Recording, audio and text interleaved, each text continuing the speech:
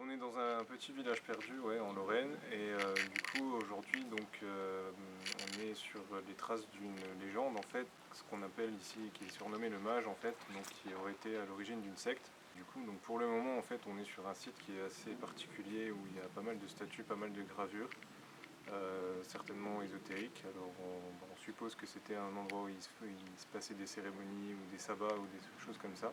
Et dans un deuxième temps, on va aller carrément donc dans la maison qui était la propriété de ce mage en question, où il y a pas mal, donc il y a un endroit abandonné maintenant aujourd'hui. Pas particulièrement de matériel, on n'a rien de spécial. C'est pas un endroit difficile d'accès.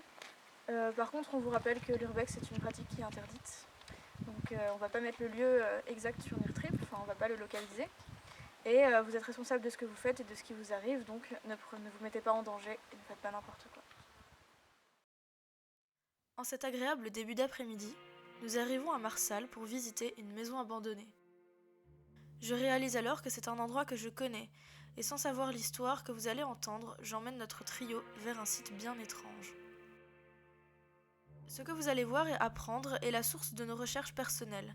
Nous sommes totalement honnêtes dans notre démarche et souhaitons seulement partager le fruit de notre enquête, ainsi que nos étranges ressentis lors de cette exploration. La Poterne Sud. Non loin de la maison du mage se trouve une ancienne poterne, vestige de fortification de la ville, probablement de l'époque Vauban.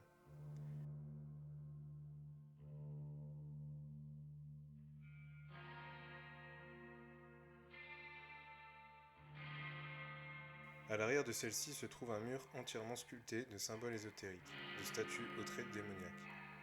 On trouve face à ce mur un socle de pierre carrée avec 4 plateformes et un cercle en son centre, comme le serait l'emplacement d'un rituel. De l'autre côté se trouve un petit amphithéâtre, faisant face à un promontoire sur lequel se dresse en hauteur une tribune. On imagine alors très bien une sorte de gourou y faisant un discours assez fidèle. Ce qui intrigue cependant, de façon rationnelle, est que ce lieu n'est pas d'histoire apparente. La seule explication donnée est qu'un atelier de jeunes aurait créé ces sculptures, ainsi que ce qu'ils ont appelé le théâtre de verdure.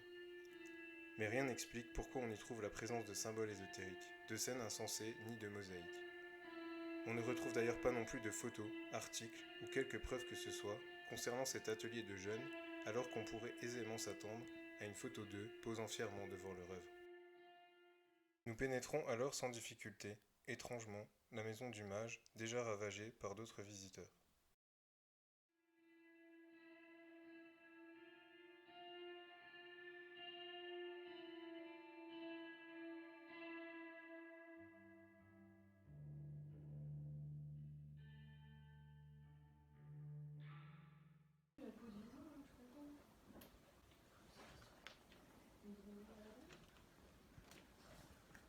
Alors l'histoire de ce lieu, c'est quelque chose que j'avais trouvé il y a déjà plusieurs années, qui n'est pas difficile à trouver non plus. Il se trouve qu'ici, c'était un ancien hôpital militaire, puis qui a été racheté par une grande famille. Ils avaient 6 ou 7 enfants au bas mot. Et cette famille constituait en fait dans ce village une secte. Ils se faisaient appeler le prêtre et la prêtresse, etc. Le mage même. Et ils ont instauré vraiment une secte dans ces locaux, avec leur famille. Ils avaient des disciples. On ne sait pas exactement ce qui s'y passait. Ce qui est sûr, c'est qu'il y avait des rituels qui étaient faits, des sacrements, des choses comme ça. D'ailleurs, à l'intérieur, les peintures qui ont été faites, c'est un disciple qui avait fait les beaux-arts, qui les a réalisées dans l'entrée, et certainement ailleurs dans la maison, mais malheureusement que la détérioration. Détériorisation. Voilà. Elles sont plus visibles.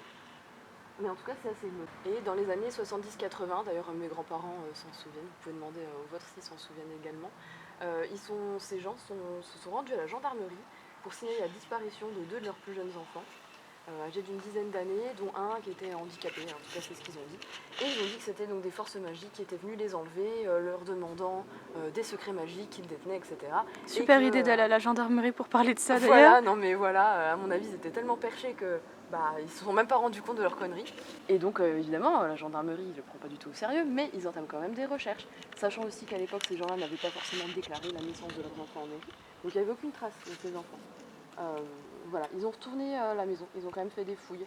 Ils ont retourné la cave, le jardin. Et ils n'ont rien trouvé, évidemment. De là, s'en est suivi toute une histoire. Ils ont cherché ce que faisait la secte et ils sont allés en prison. Et dans les années 90, le mage est décédé en prison. Et la prêtresse, je ne sais pas exactement, mais c'est quasiment sûr qu'ils ne sont plus en vie, hein, étant donné l'âge qu'ils avaient déjà dans les années 70-80. En tout cas, voilà, depuis la maison, elle est en l'état. Elle a été beaucoup visitée, certes, mais il y a encore toutes leurs affaires dedans, toutes les peintures, et voilà, sympathique.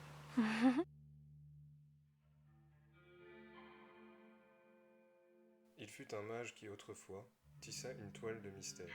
Adorateur du diable ou de Shiva, il s'inspira du cercle d'un certain Alester. Sa prêtresse et lui perdirent leur progéniture, secouant tous les badauds et leur curiosité. Nul ne découvrit pourtant qui les prit pour pâture, mais troublante est la coïncidence, en l'église où se trouvent 2 sépultures de nouveau-nés. Qu'est-ce que vraiment tu vas dire? Moselle Magazine. Pourquoi c'est bizarre? Les 3 Suisses. Alors là, il y a écrit soyez sûr de vous en toutes circonstances. Et là, c'est choisissez un produit porteur d'émotions, un projet qui vous donne envie de vous y mettre, et votre subconscient enclenchera un mécanisme cybernétique infaillible qui vous conduira là où vous voulez aller. L'homme est le produit de sa pensée habituelle. Emerson. Le temps plongea l'affaire dans l'oubli, et rongea la demeure à l'état de ruine craquante.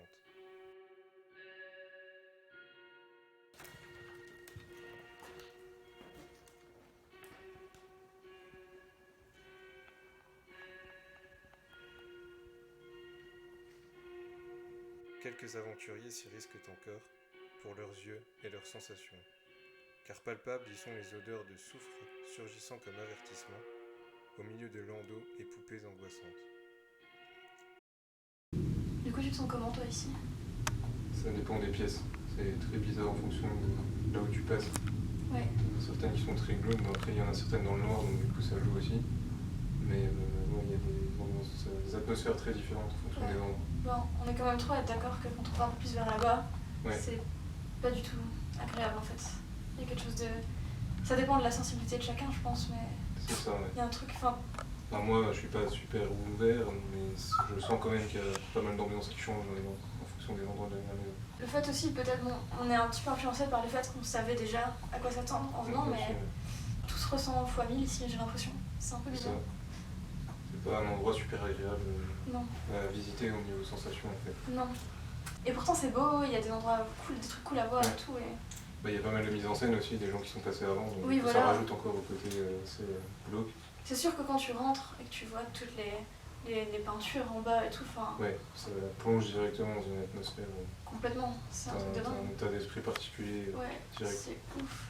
Et du coup, au niveau de l'état du lieu, le bâtiment en lui-même n'est pas plus délabré que ça finalement. Non, ça va. C'est juste, il y a un tel bordel partout. Ouais. Bah, on voit qu'il y a eu beaucoup de passages et ça a été pas mal saccagé. Bah, il y a une dame qui nous l'a dit de toute façon dans le village que ça avait été tout niqué partout. Mais c'est pas top, hein, c'est un peu dommage quand même. Il y a des trucs basiques, là-bas il y a un nid d'oiseaux. Il y a des trucs basiques à cause du temps, mais il y a aussi, on voit que les gens ils ont cassé des trucs. Il y a eu des mises en scène, bon ça va, mais on voit que les gens ils ont volé, il y a des objets qui sont éjectés de partout. Il y a eu beaucoup de passages, ça se sent. L'urbex basique. Ouais. C'est triste, mais... Soudain, quelque chose trouble notre paix. Du coup là, on était en haut, et d'un seul coup, on a remarqué que ça sentait vraiment bizarre. Et ça sent le soufre, mais soudainement. Et c'est hyper fort, et ça nous met super mal à l'aise. Genre moi j'ai le cœur qui bat super fort, si elle est pas bien non plus, enfin... On va sortir. On va sortir. Une autre version de la fin de l'histoire peut être trouvée sur internet. Faute de preuves, ils seront libérés ensuite.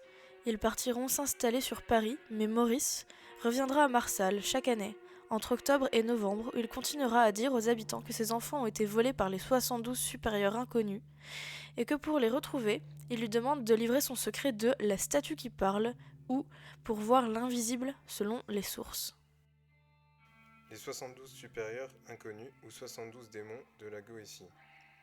Ce serait une société secrète, à l'instar des francs-maçons, structurée comme une confrérie ésotérique, ayant des objectifs sociaux, politiques ou économiques, pouvant aller jusqu'à l'atteinte de régimes de plusieurs pays, des actes criminels et des manipulations diverses. On les dit liés au nazisme essentiellement, mais cela provient de sources peu fiables, telles que des forums et sites ésotériques.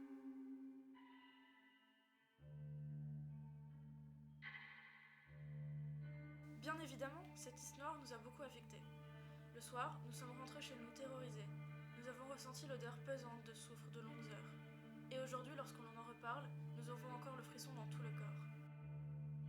Mais nous sommes un peu fous, et nous avons aussi été obsédés par l'envie de savoir. L'envie de comprendre non seulement ce que l'on avait vécu, mais aussi toute l'histoire du mage. Alors nous avons continué l'enquête de notre côté, et même si à ce jour nous n'avons pas toutes les clés, nous avons la possibilité de vous apporter des réponses.